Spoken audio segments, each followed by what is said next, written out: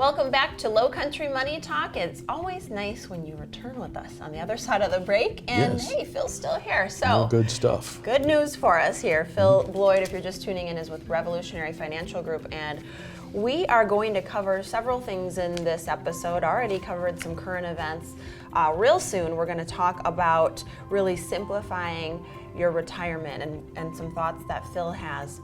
However, before we do that, Phil, I was hoping you would answer some questions through my pencil. Thank you.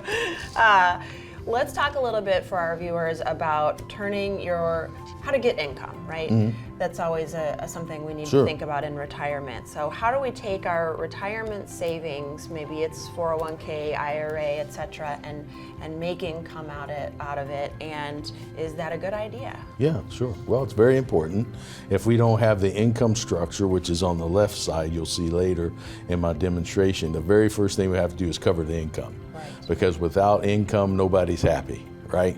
So before we get into our savings, we'll look at the Social Security. How much are we getting in Social Security? Are we getting a pension?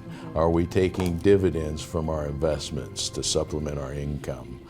So we look at all that, and if we still have a shortfall, then it's got to come from the other side of things. And in the past, we've talked about, okay, depending on where we take the income from, what about how much do we lose in taxes? Which bucket to take from? But if most, if not all of my savings are in a qualified plan like a 401k or an IRA, I'm gonna have to bite the bullet and pay taxes when I take those withdrawals. So let's say we do. Well, even so, we've got a few things working against us right now. So we've got inflation. I had one person say, well, my advisor or broker or whatever told me just keep 3 years in cash. Ooh. I'm like, 3 years in cash? Okay, so we understand if we have 100,000 sitting in cash with an 8% inflation, it becomes 92,000.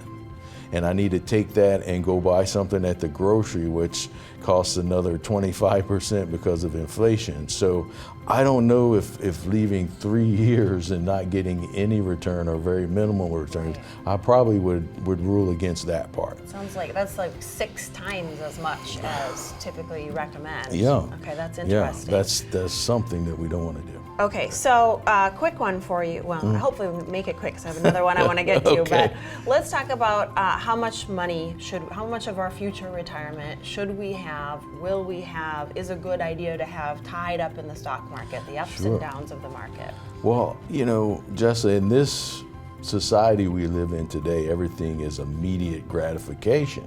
Well, typically when we have huge bear sell-offs, it takes years, or it may take in the past, it's taken 3 to 5 years to recover. Wow. So if we have too much at our age, let's say, 70 or whatever we may be, as we get older, we have less years, so the time's more valuable. That's what my uncle tells me. He's 87. That's true. And it seems to go faster suddenly. So we have to be careful. Yeah. Because, we may have such a significant loss, with inflation and other things, it can cause a big trouble. Yeah, if you don't have the 5 years or what it might be to bounce back, maybe not a great idea to have too much there. Okay.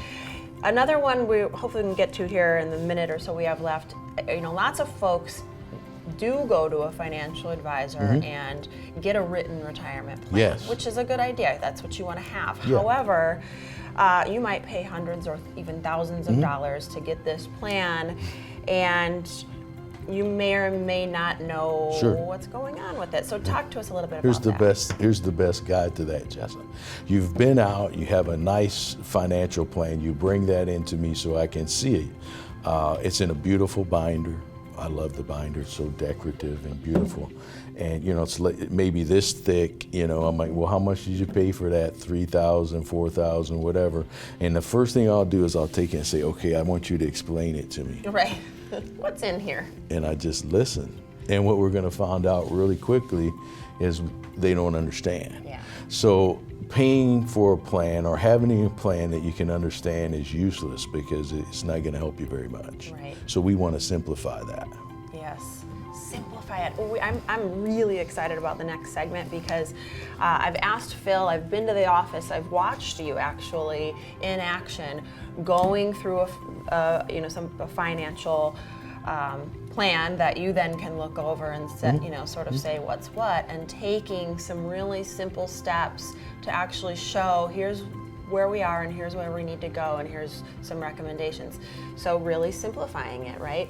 And having that visual, I think, is just so helpful. So Phil's actually going to do that for us today here on the show, and we're going to get to that when we get back. Oh, I'm excited. Me too. We'll be right back.